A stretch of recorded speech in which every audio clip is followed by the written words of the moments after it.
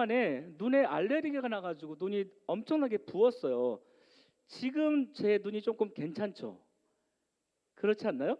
네, 어저께까지 너무 부어가지고 제가 전사님에게 그 말했어요. 전사님, 저 주일날 설교할 수 있겠죠? 그 말씀을 했거든요. 굉장히 눈이 많이 부었는데 다행히 자고 나서 많이 가라앉은 것 같습니다. 여러분, 이럴 때일수록 좀 아까도 말씀드린 것처럼 좀 건강 좀 잘 챙겼으면 좋겠고, 서로를 위해서 또 기도하고 또 중보해주는, 그리고 축복해주는 그런 시간들을 좀 많이 가졌으면 좋겠습니다. 아멘. 자, 우리 주먹 한번 줘볼까요? 주먹 한번. 자, 제가 항상 설교할 때 외치는 거 있죠. 혹시 외운 친구 있나요? 혹시 외운 선생님? 네, 알겠습니다. 따라하겠습니다. 주의 말씀은 내 인생의 빛입니다. 주의 말씀은 내 삶을 변화시킵니다. 듣고 깨닫고 말씀대로 살겠습니다. 아멘. 여러분, 우리의 인생에서 가장 중요한 일 중에 하나는 무엇이라고 생각하십니까? 우리 인생에서 가장 중요한 그런 하나가 있는데 그것은 뭐라고 여러분 생각하세요? 혹시 결혼? 시험? 또 좋은 집 사는 것? 그리고 좋은 차 사는 것? 또 좋은 직장 취직하는 것? 또 좋은 친구를 만나는 것? 또 뭐가 있을까요? 이런 것들도 진짜 중요할 수 있겠지만 저는 개인적으로 우리 인생에서 가장 중요한 일 중에 하나는 만남이라고 생각을 해요. 여러분들은 지난 한 주 동안을 살아가면서 어떠한 사람들을 만나면서 보내셨습니까? 여러분, 세상에는 많은 선생님들이 계십니다. 엄청난 셀 수 없을 만큼의 선생님들이 많이 계십니다.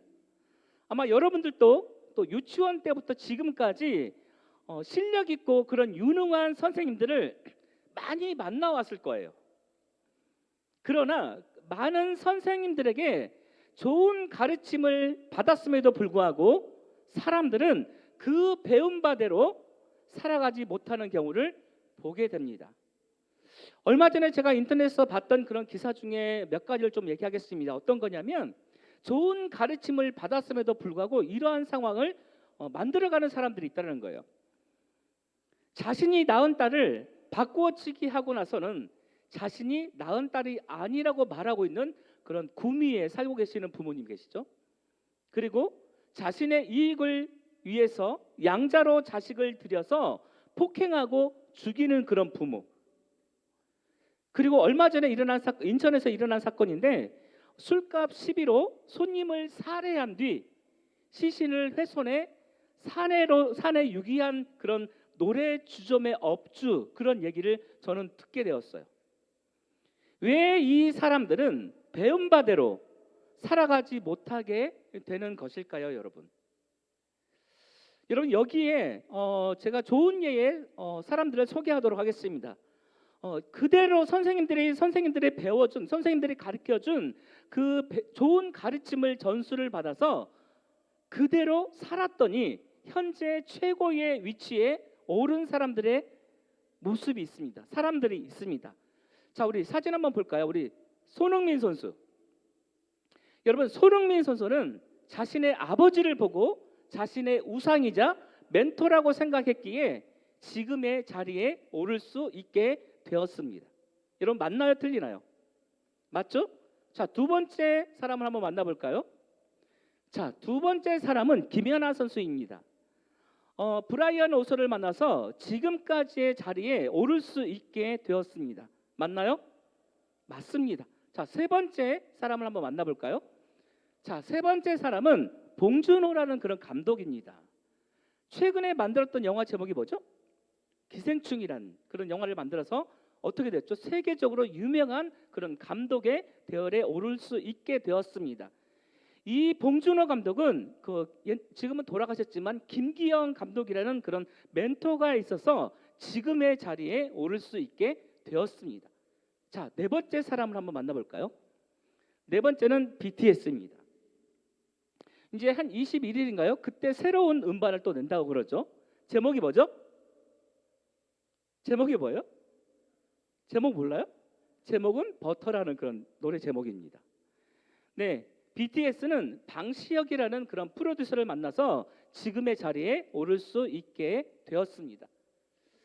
여러분, 이처럼 우리의 인생 가운데 누구를 어떻게 만나느냐에 따라서 인생에서 성공할 수 있느냐 아니면 실패할 수 있느냐를 나타내고 있다라는 것입니다. 반면에 좋은 스승을 만나면 좋은 스승의 가르침으로 인해서 올바르게 그런 사회 리더로서 그렇게 활동을 할 수 있게 됩니다. 그런데 좋지 못한 그런 스승을 만나게 되면 그 사람으로 인해서 좋지 못한 인생을 살 수밖에 없게 된다라는 것입니다. 여러분, 성경에는 예수님을 만나고 새로운 인생을 살아간 많은 사람들이 있음을 우리는 알고 있습니다. 예수님은 제자들을 부르시고 그들의 인생을 완전히 바꾸어 놓으셨습니다.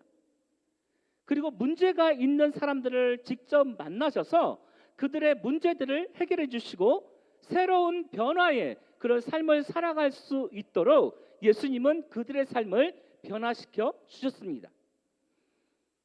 여러분, 병을 앓고 있는 사람들은 어떻습니까? 병을 앓고 있는 사람들은 예수님을 만남으로 말미암아 예수님께서 그들을 깨끗하게 치료해 주시고 그들이 새로운 인생을 살아갈 수 있도록 그들의 삶을 변화시켜 주셨습니다. 이처럼 예수님은 위대한 선생님이시며 우리의 영원한 스승님이십니다. 여러분, 본문에는 예수님과 베드로의 이야기가 나옵니다. 캄캄한 밤에 배에 타고 있던 그런 제자들 앞에 예수님께서 갑자기 나타나셨습니다. 제자들은 유령이 나타난 줄 알고 겁에 질린 제자들에게 예수님께서는 이렇게 직접적으로 말씀해 주시고 계십니다. 우리 다 함께 마태복음 14장 27절 말씀을 우리 큰 소리로 함께 읽겠습니다. 예수께서 즉시 이르시되 안심하라, 나니 두려워하지 말라. 아멘. 예수님께서 캄캄한 밤에 배에 타고 있던 제자들에게 나타나셨어요. 그리고 제자들에게 이렇게 말씀하십니다.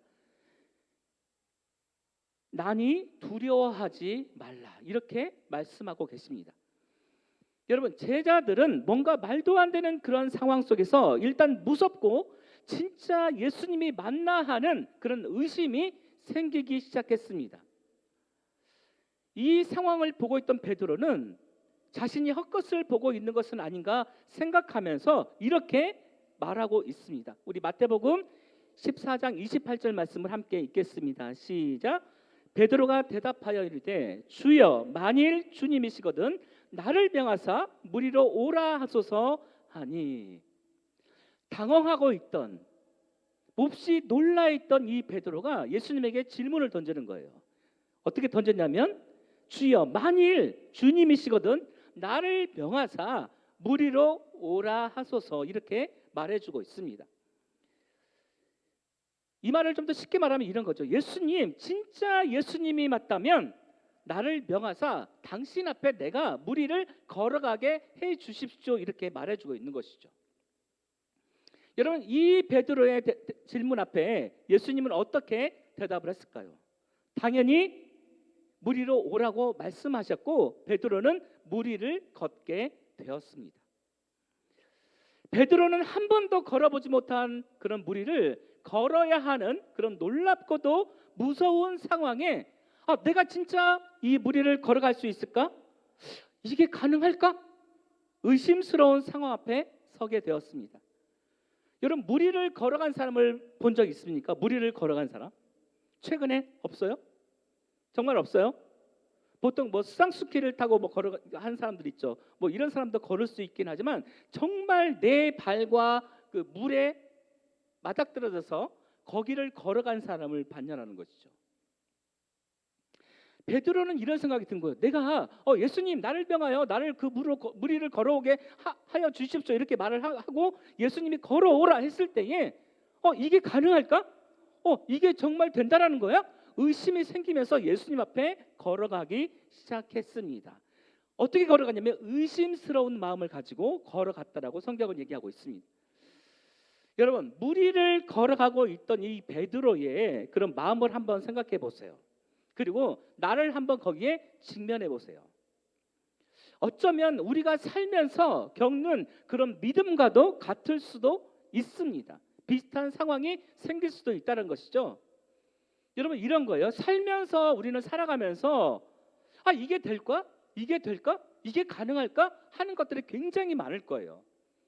우리가 교회에서 이런 얘기 정말 많이 듣죠. 그리고 부모님에게, 선생님에게, 또 목사님에게, 전사님에게 이런 말씀 많이 들을 거예요. 기도해봐. 기도하면 다 되는 거야. 이런 얘기 정말 많이 들어봤을 거예요. 그런데 우리의 생각은 어떻죠? 우리의 생각은 정말 되는 걸까? 기도해보는데 되는 걸까? 뭐 안 되는데 뭐. 근데 또 이런 말씀 하는 사람들도 있죠. 선생님도 계시죠. 말씀도 정말 깊이 한번 읽어봐. 그리고 한번 도전해봐. 그리고 세상을 바라볼 때 믿음으로 한번 바라봐.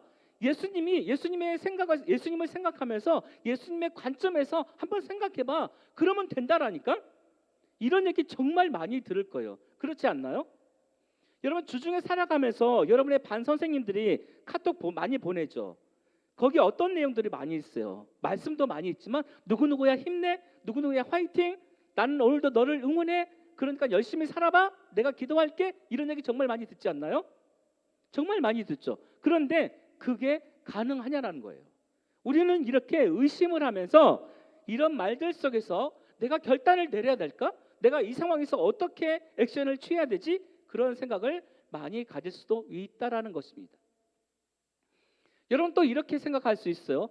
세상 사람들은 그렇게 기도도 안 하고 말씀도 안 보고, 그리고 함께 모여서 또 얘기를 하지 않아도, 예배를 드리지 않아도 그렇게 잘 먹고 잘 살고 있는데 굳이 우리가 왜 이런 것들을 해야 하지? 생각하는 사람들도 있을 수 있겠습니다.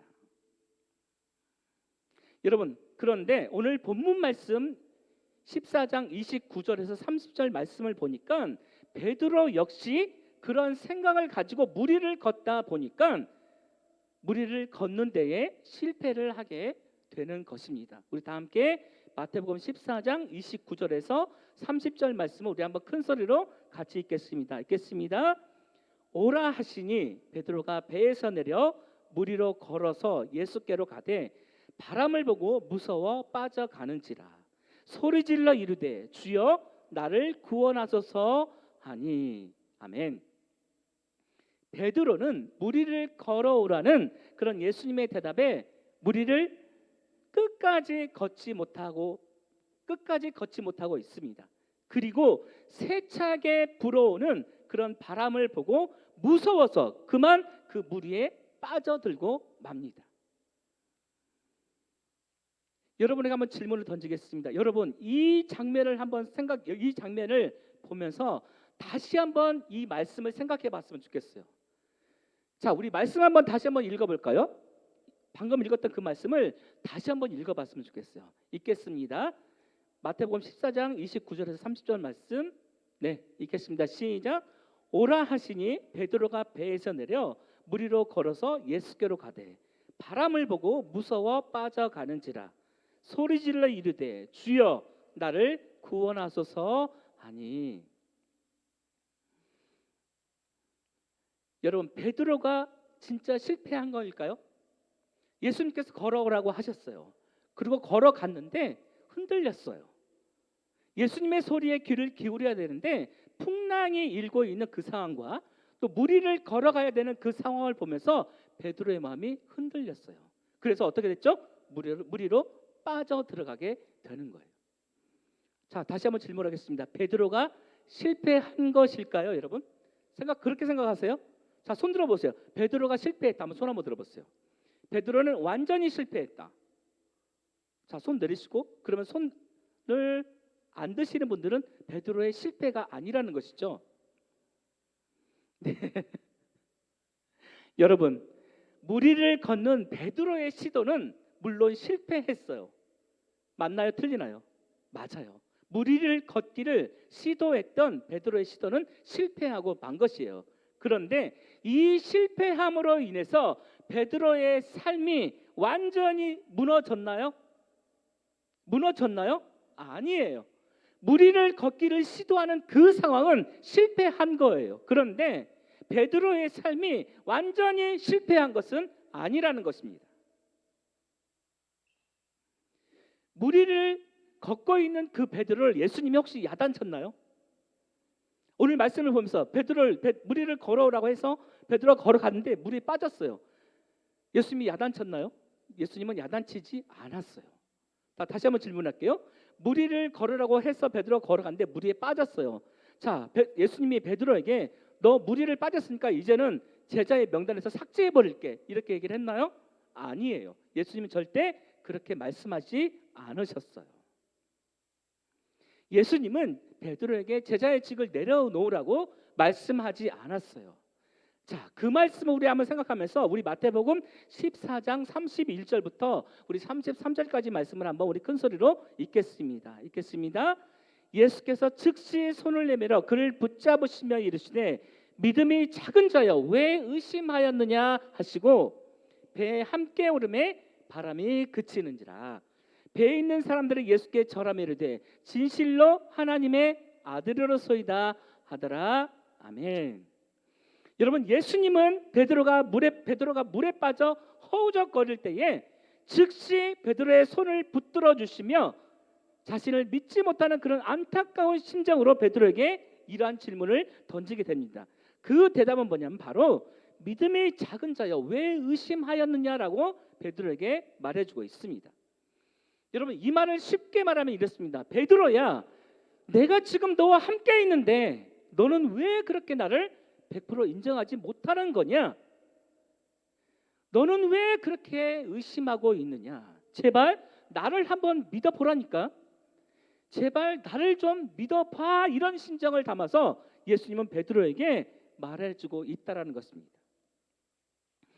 여러분, 예수님께서 베드로에게 하신 말씀이 지금 이 시간 동일하게 예배를 드리고 있는 우리 모두에게도 하고 계신다는 사실을 잊지 않고 기억했으면 좋겠습니다. 예수님께서는 베드로와 함께 배에 오르자 바람이 멈추게 되고 잔잔하여지게 됩니다. 그러자 배에 있던 사람들이 예수님께 이렇게 절을 하면서 말합니다. 당신은 진실로 하나님의 아들입니다라고 이렇게 배에 있던 사람들이 고백을 하게 되는 것입니다. 여러분, 우리는 세상에서 그릇하게 포장된 것들에 눈과 귀를 기울일 필요가 전혀 없습니다. 여러분, 우리가 해야 할 일은 우리의 초점을 예수님에게 100% 맞추어야 합니다. 우리가 예수님을 보지 못하고 환경이 주는 그런 열악함과 조건의 불리함을 보게 된다면 우리는 다시 베드로처럼 그 풍랑의 그 물속으로 빠져 들어가게 된다라는 것입니다. 때로는 어쩔 수 없이 우리가 잠시 환경에 굴복하고 다른 곳에 눈을 돌려 그 풍랑 속에 빠져 들어간다 할지라도 우리는 그 즉시 예수님의 이름을 삶의 자리에서 바로 부를 수 있어야 한다는 것입니다. 긴박하고 애절하게 우리를 구해달라고 예수님에게 하소연해야 한다는 것입니다. 어떻게 해요? 예수님, 지금 나를 즉시 구원해 주세요. 예수님, 지금 즉시 나를 살려주세요라고 그렇게 고백할 수 있어야 한다는 것입니다. 여러분, 그렇게 될 때 어떻게 되나요? 우리의 친구 되시는 그 예수님께서는 권능의 손으로 우리를 붙잡아 주시고 우리를 일으켜 세워 주신다는 사실을 잊지 않고 기억하기를 간절히 소망합니다. 여러분, 한때는 자기를 자랑하고 영웅심에 가졌던 베드로는 예수님을 배신하고 제자의 길에서 벗어나 실패를 당했지만 참 스승이신 참 선생님이신 예수님을 다시 만나게 되므로 이후에 예수님이 가르쳐 주신 그런 복음을 전하는 과정에서 수많은 사람들 앞에서 예수님을 당당하게 전할 수 있는 것을 우리는 말씀을 통해서 보게 됩니다. 여러분, 베드로는요, 가는 데마다 예수의 이름을 전함으로 죽은 자를 살려내는 그런 놀라운 역사를 만들어내게 됩니다. 그리고 모든 병자가 나을 뿐만 아니라 수많은 생명을 회개시켜서 구원시키는 그런 증인의 그런 삶을 살아가게 됩니다. 여러분, 베드로가 설교를 했는데 설교 한 번 할 때 3,000명이 회개하는 그런 놀라운 그런 광경을 말씀을 통해서 볼 수 있습니다. 여러분, 베드로가 가능했던 게 뭘까요? 여러 환경 속에서도 굴복하지 않고 흔들리지 않고 예수님의 제자로 굳건하게 설 수 있었기 때문에 예수님이 보여주셨던 그 가르침을 잊지 않고 살아갔기 때문에 지금의 베드로가 될 수 있게 되었습니다. 여러분, 목사님은 중3 때와 그다음에 청년 때 만난 선생님과 목사님이 계십니다. 자, 사진을 한 번만 보여주시겠어요? 자, 이분은 제가 중3 때 만난 최건희 선생님이십니다. 이분은 체구는 굉장히 작으세요. 그리고 영어를 가르쳐 주시는 선생님이셨는데 이분은 교회를 다니시는 장로님이셨어요. 그래서 제가 중3 때 이 선생님을 만나면서 이 선생님을 만나면서 하나님은 정말 살아계신구나. 하나님이 우리의 삶 가운데 함께 하신다는 것을 알게 되었어요. 이분은요, 수업을 시작할 때 기도로 시작해요. 여러분의 학교의 선생님은 어떻습니까? 수업할 때 기도하고 시작하나요? 아니죠? 그리고 이분은요, 수업 끝나면 축복해주고 기도로 끝내요. 근데 독특한 게 있어요. 숙제를 안 해온 그런 학생들이 분명히 있을 거 아니에요. 영어를 가르치다 보니까. 여러분 혹시 영어 잘해요? 네. 네. 이분은 영어를 정말 잘하시고 잘 가르치는데 영어 숙제를 안 해온 친구들 있잖아요. 그러면요, 이렇게 세워요. 그런데 보통 저 어렸을 때 중학교 다닐 때 그때는 완전히 체벌이 너무너무 심했어요. 막 정말 엄청나게 때렸거든요. 물론 이 선생님도 때리긴 때리거든요. 근데 이 선생님이 만약에 때리라고 할 때 손을 우리 몇 차례를 회초리가 있으면 보통 이렇게 손을 내밀잖아요. 막 어떤 선생님들은 거기에 막 감정을 실어서 막 때리는 선생님들이 있어요. 요즘은 그렇지 않죠? 근데 그때 당시에는 때릴 때 선생님은 기도하면서 때리는 것 같아요. 그러면서 어떻게 때리냐면요, 이렇게 때려요. 이렇게 손이 딱 있으면 해처리로 딱 때리면서 복 받고 잘 살아라, 복 받고 잘 살아라, 막 이렇게 때리시는 거예요. 너무 저는 그게 웃겼어요. 뭐야, 교회 다니신다면서 왜 때려? 막 이렇게 하고 그랬거든요. 그런데 그 때리고 나서가 중요했던 것 같아요. 때리고 나서 안아주면서 기도해 주는 거예요. 자, 여러분의 선생님들은 어떻습니까? 학교의 선생님들은 어떻습니까? 이렇게 하신가요? 와, 저는 그때 그렇구나. 교회 다니는 선생님들은 정말 다르구나라는 것을 알게 되었어요. 이 선생님을 만났던 많은 몇백 명의 학생들이 있을 거예요. 그런데 지금 이 선생님을 만나서 목사가 된 사람들이 25분 정도 계세요. 거기에 저도 한 명에 포함이 됩니다. 자, 두 번째 사진은 이도영 목사님이라는 분이 계신데 영등포에 그 영도교회라고 있어요. 통합측 교회가 있는데 제가 청년 때 방황하면서 교회를 딱 나갔어요. 근데 그때부터 이상하게 이 목사님이 저에게 너무너무 잘해주는 거예요. 저는 어렸을 때 이제 부모님이 안 계셔서 항상 어머니, 아버지의 그런 빈자리가 항상 그리웠었거든요. 근데 어느 순간에 이 목사님께서 저의 그런 사정을 아셨던 것 같아요. 항상 어머니의 사랑이 그리웠고 아버지 사랑이 항상 그리웠던 것 같아요. 근데 어느 날 제가 기도실에서 기도하고 있는데 이 목사님이 기도실에 문을 열고 딱 들어오시는 거예요. 그러면서 형문이가 기도하고 있구나. 그래, 기도하고 가. 이렇게 하고 가시려는 그 찰나에 제가 목사님에게 뭔가를 질문을 던지고 싶은 거예요.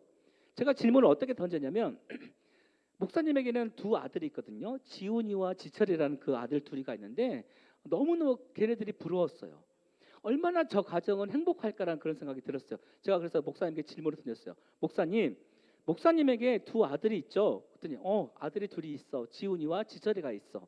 딱 그렇게 대답을 하는 거예요. 제가 그래서 거기서 정말 어떻게 보면 당돌할 수도 있는데 이런 질문을 던졌어요.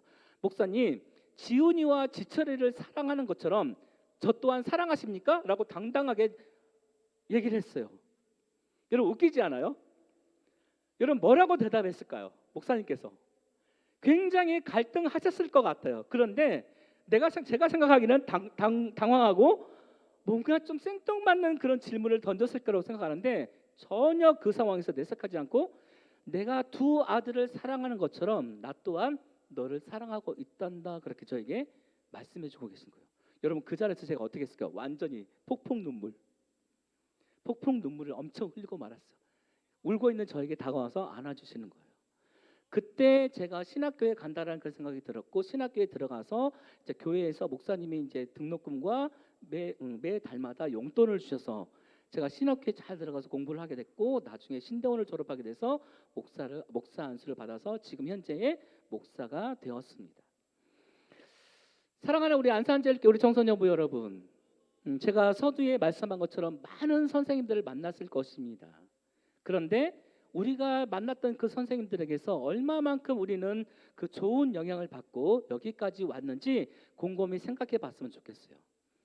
특별히 오늘은 스승의 주일입니다.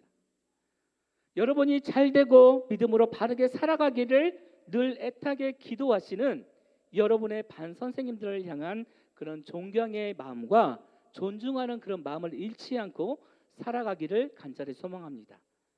그리고 선생님들에 대한 각별한 그런 고마움과 그 사랑을 가지고 감사를 표현할 수 있기를 바라고, 주신 그 사랑과 그 말씀들을 가지고 삶의 목표가 되어져서 살아가는데 큰 힘과 위로로 견디며 살아갈 수 있는 우리 안산제일교회 청소년부 여러분들이 다 되어지기를 간절히 소망합니다. 기도하겠습니다.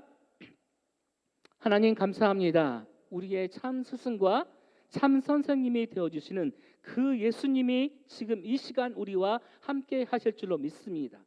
그 예수님을 늘 바라보고 의지하며 폭풍 속에서도 어떠한 환난과 어떠한 고민과 괴로움 가운데서도 우리 스스로 그 고민을 해결하는 것이 아니라 그 고민과 그 환경 속에 나에게 답을 주시고 깨달음을 주시고 말씀을 주시고 위로를 주시고 기도를 주시는 그 주님을 바라보며 나아갈 수 있도록 나에게 살아있는 믿음, 온전히 우리와 함께하는 그런 믿음을 붙들고 나가는 우리가 되게 하여 주시옵소서.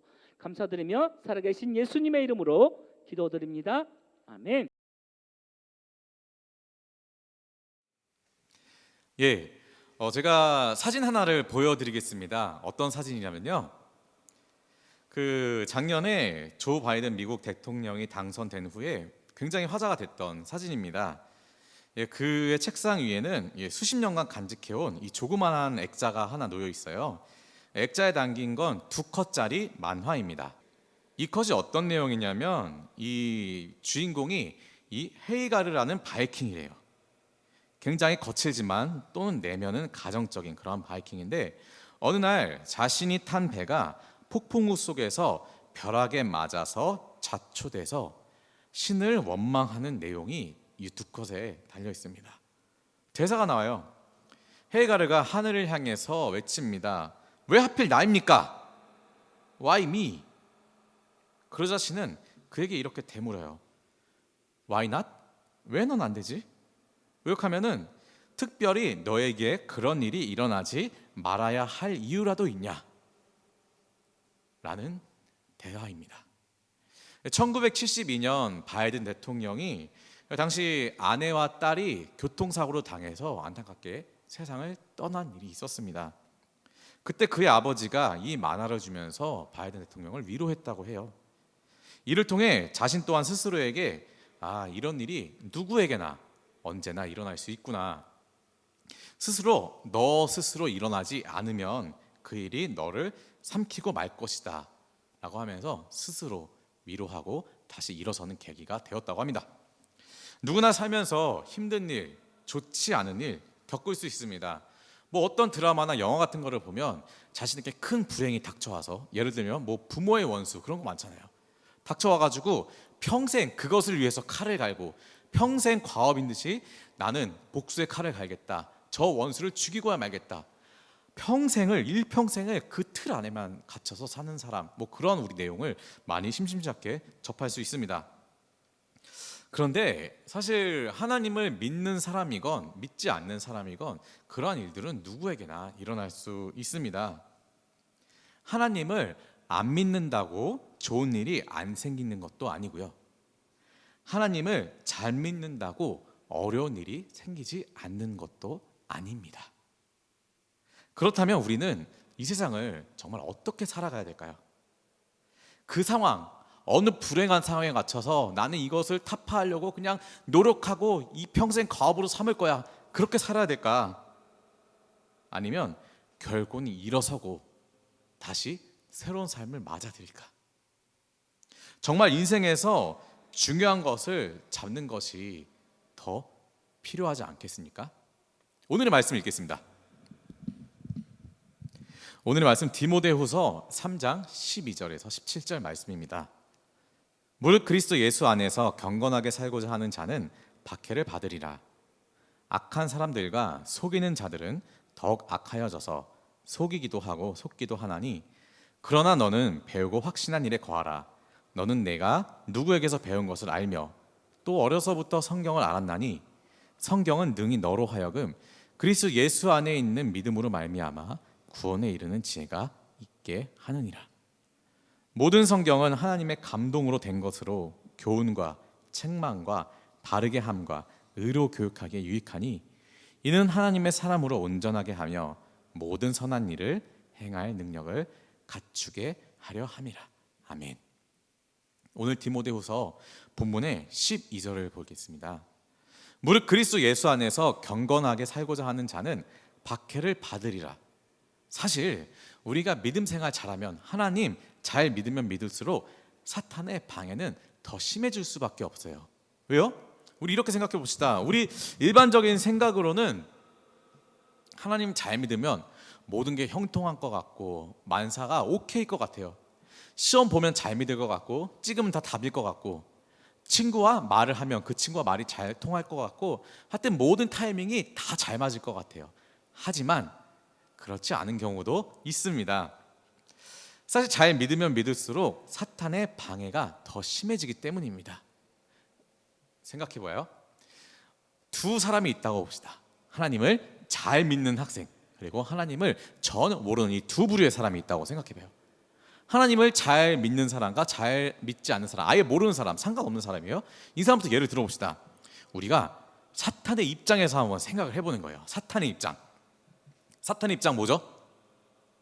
사탄의 최종 목표는 저와 여러분이 죽는 거예요. 하나님과의 관계가 끊어지고 영원한 죽음으로 떨어지는 겁니다. 우리가 그런 입장에 있다면 이 두 부류의 사람을 놓고 어떻게 생각할까요? 하나님 잘 믿는 사람, 잘 안 믿는 사람. 이제 사탄의 입장에서 이 둘을 시험에 빠뜨리는 거예요. 그런데 보니까 이 사람은, 하나님을 믿지 않는 이 부류는 그냥 가만히 있어도 내 목적대로 잘 살아갈 것 같아. 무슨 뜻이냐면 하나님을 모르고 말씀을 모르고 예수 그리스도의 생명빛이 그 안에 없기 때문에 사탄인 내가 이 학생을 가만 놔둬도 얘는 저절로 어둠의 길로 갈 거야. 얘는 가만 놔둬도 죽음의 길로 갈 거야. 얘는 뭐 구원받을 일이 없어. 예수님을 인정 안 하니까. 사탄이 이렇게 생각할지도 몰라요.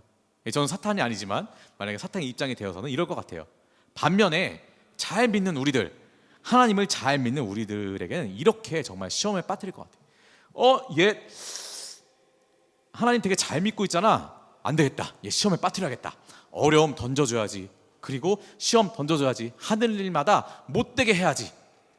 그러니까 우리가 보면, 우리 입장에서 보면 뭔가 일이 잘 풀릴 것 같아도 되지 않고, 괜히 친구들 사이에 오해가 생기고, 뭐 공부하려는데 집중도 안 되고, 뭐 주위 환경들이 굉장히 어지러운 환경들이 많아요. 사탄이 하나님과 여러분을 멀어지게 하려고, 갈라놓으려고 지금도 수없이 노력을 하고 있기 때문입니다. 그러니까 사탄의 입장에서 볼 때 우리가 이렇게 사탄에게 괴롭힘을 당하는 것은 어떻게 보면 하나님을 잘 믿고 있고 하나님과의 커넥션이 잘 연결되어 있기 때문에 사탄이 그걸 끊어놓으려고 하는 거죠. 그러니까 마음 상하지 마십시오. 나 왜 이렇게 나쁜 일이 많이 일어나? 하나님이 나 버리셨나? 그게 아니에요. 여러분 잘 믿고 있기 때문에, 정말 하나님과의 관계가 좋기 때문에 사탄이 시기 질투하여 그 사이를 갈라놓는 것입니다. 여러분 힘을 얻기 바랄게요. 자꾸 쓰러뜨려서 결국은 천국에 못 가게 하고 우리를 영원한 죽음으로 밀어넣는 것이 사탄의 최종 목적이라면 우리는 어떻게 살아야 될까요? 하나님의 목적은 뭐죠? 반대죠. 우리를 영원한 생명의 길로 인도하는 겁니다. 내 갈급함, 생명의 근원 되신 주님, 생수의 근원 되신 주님께 우리가 나아가야 되죠. 그 생명의 근원으로 나아가면 사실 되는 겁니다. 그것이 말씀의 자리고 기도의 자리고 예배의 자리인 것입니다. 아멘? 믿으십니까? 예수님을 믿는데 우리에게 힘든 일이 많아진다면 짓기 정상이에요. 잘 생각해 보세요. 성경에 평탄한 얘기가 있습니까? 아브라함, 야곱, 요셉, 이삭 다 평탄하지 않은 길, 얼마나 어려운 길을 살았습니까? 요셉이 애굽의 총리가 돼서 굉장히 그 높은 지위에 살면서 살았죠. 하지만 그 자리에 있기까지 얼마나 험난한 죽음의 고비를 넘겼습니까? 육체적인 죽음뿐일까요? 육체적인 고생일 뿐일까요? 형제들에게 버림을 받았어요. 가족한테 팔렸어요. 얼마나 많은 고난을 당했습니까? 그러나 결국 하나님은 그 모든 주님의 자녀들의 자리를 하나님의 그 은혜의 자리로 초청하시고 이끄십니다. 그 과정이 힘들 뿐이지 하나님께서 여러분을 버리신 것이 아니라 지켜보고 옆에서 같이 힘들어하고 그 고통의 짐을 짊어지고 계신 것이죠. 어차피 우리 인생 가운데 이러한 힘든 일, 어처구니 없는 일이 일어날 수밖에 없다면 악한 일을 꾸미는 사람들은 날이 갈수록 심해진다고 오늘 본문 13절에 나와 있으니 우리는 사실 그것을 초월하는 더 중요한 것을 잡으면 됩니다. 잠시 정리할게요. 그러니까 그 바이킹 이야기를 하면서 어쨌든 인간인 우리에게 힘든 일이 벌어질 거라는 것은 우리가 이제 알고 있어요. 어쨌든 힘든 일이든 좋은 일이든 있게 돼 있어요. 내 의도든 아니면 어떤 상황이든 간에. 그렇다면 어차피 그것이 일어나게 될 일이라면 사실 우리는 그 일을 조금 멀리 놔두고 그것을 초월하는 더 좋은 것을 붙잡으면 됩니다. 과거로서 그 일은 어차피 지나가게 돼 있거든요. 그 과거에 얽매이지 말고 우리는 더 중요한 것을 잡자고요. 그것이 뭘까요? 바로 14절부터 나와 있습니다. 14절을 읽을게요. 그러나 너는 배우고 확신한 일에 거하라. 너는 네가 누구에게서 배운 것을 알며. 아멘. 이 디모데 전서와 후서는 바울이 디모데라는 제자한테 보내는 편지였습니다. 14절, 15절은 디모데에게 해당하는 말이에요. 제가 읽을게요. 누구에게서 배운 것을 알며 또 어려서부터 성경을 알았나니 성경은 능히 너로 하여금 그리스도 예수 안에 있는 믿음으로 말미암아 구원에 이르는 지혜가 있게 하느니라. 아멘. 성경은 너로 하여금 구원에 이르는 지혜가 있게 한대요. 디모데는 어렸을 때부터 가정에서 철저한 신앙을 받으며 자랐다고 성경을 통해 전해지고 있습니다. 바로 성경에 관해서 여러 가지를 배웠는데 그렇다면 그 성경이 무엇인지 우리 15절 후반부 계속 살펴볼게요. 믿음으로 말미암아 구원에 이르는 지혜가 있게 한대요. 이 15절 긴 문장을 주어 서술어 그렇게 한번 요약해 봅시다. 성경은 능히 너로 하여금 그리스도 예수 안에 있는 믿음으로 말미암아 구원에 이르는 지혜가 있게 하느니라. 주어 동사만 볼게요. 성경은 주어죠. 성경이 있게 한다. 성경이 있게 한다. 무엇을 있게 하느냐? 성경은 구원에 이르는 지혜가 있게 한다. 한 두 글자로 요약하면 이겁니다. 오늘 말씀을 딱 한 문장으로 요약하면 성경은 구원에 이르는 지혜가 있게 한다. 그 매개체가 뭐죠? 그리스도 예수 안에 있는 믿음으로 말미암아. 그러니까 성경이 우리로 하여금 구원에 이르는 지혜가 있게 하는데 그 예수 그리스도로 말미암아 우리가 구원에 이르도록 알려주는 책이라 이거예요.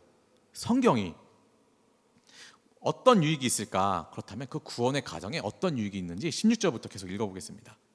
그렇다면 이 성경이 이런 것이에요. 하나님의 감동으로 된 것이랍니다. 교훈과 책망과 바르게 함과 의로 교육하기에 유익하니 이는 하나님의 사람으로 온전하게 하며 모든 선한 일을 행할 능력을 갖추게 하려 함이라. 아멘. 예수님께서 바로 이것 때문에 우리를 대신해서 십자가에 못 박히셔서 돌아가셨습니다. 이 복음의 핵심이 이거잖아요.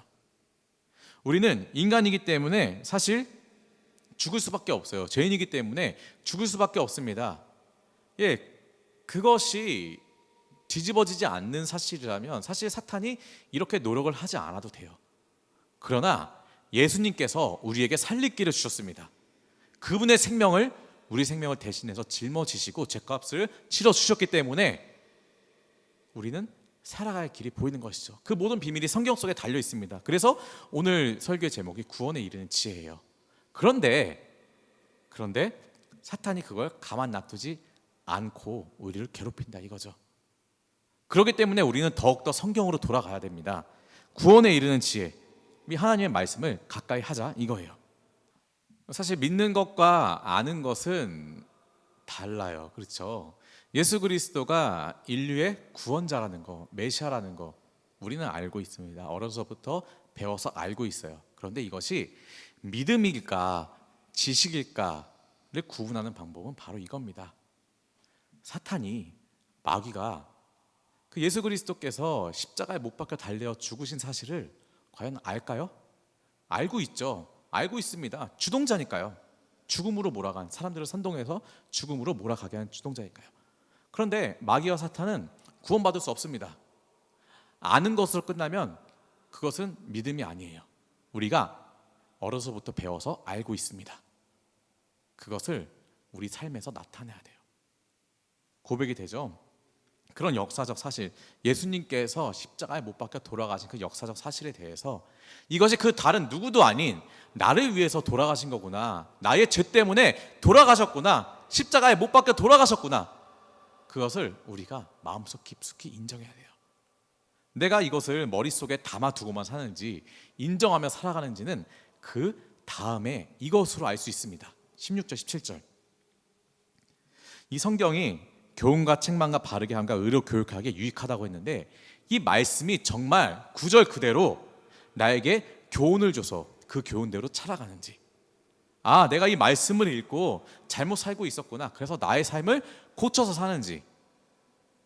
17절, 하나님의 사람으로 온전하게 된다는데 과연 내가 정말 완벽해질 수 있을까?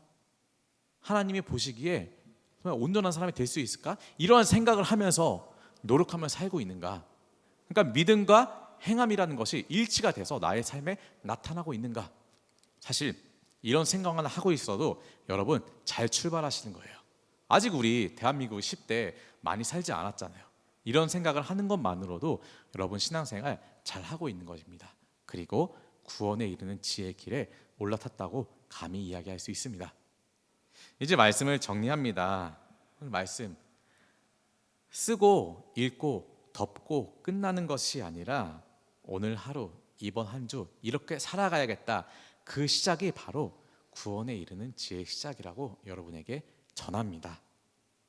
생각을 하고 하나님을 찾는 것, 이것이 바로 구원에 이르는 지혜임을 우리가 깨달으면서 하나님의 말씀, 주일날 또 말씀의 자리에서 밖으로 나갔을 때, 삶의 자리로 돌아갔을 때 잊어버리지 마시고 조금이라도 더 기억하고 하나님의 말씀을 생각해보는 그런 우리 에듀파이어 시청자 여러분이 되기를 바라겠습니다. 기도하겠습니다. 사랑의 하나님, 이제는 하나님의 말씀이 단순한 이야기가 아니라 나의 삶의 생명의 근원이길 원합니다. 살아계신 하나님의 말씀을 붙잡음으로 우리가 날마다 하나님 앞에 더욱 살아나는 생활을 할 수 있도록 도와주소서. 우리 가운데 말씀 묵상을 하는 친구들이 있다면 각자 느낀 바, 결심한 바가 있을 것입니다. 이러한 하나님에 대한 생각과 결심이 매일매일 새롭게 우리의 삶에 좋은 영향을 줄 수 있도록 동행하여 주시옵소서. 이제 대한민국 살아가는 고등학생 시험 기간이 끝나고 본격적으로 더워지고 있습니다. 각자의 삶 속에서 또한 함께하여 주시고 주님 주신 비전을 함께 볼 수 있도록 도와주시옵소서. 그리고 그 모든 것이 협력하여서 주님의 구원에 이르는 지혜가 되기를 원합니다. 각자 저마다의 처소에서 주님께 향하는 감사의 예물이 있을 것입니다. 저마다의 기도 제목이 있는 예물을 드릴 때에 그 예물이 사용되어지는 곳마다 하나님의 구원의 지혜가 또한 전파될 수 있도록 역사하옵소서.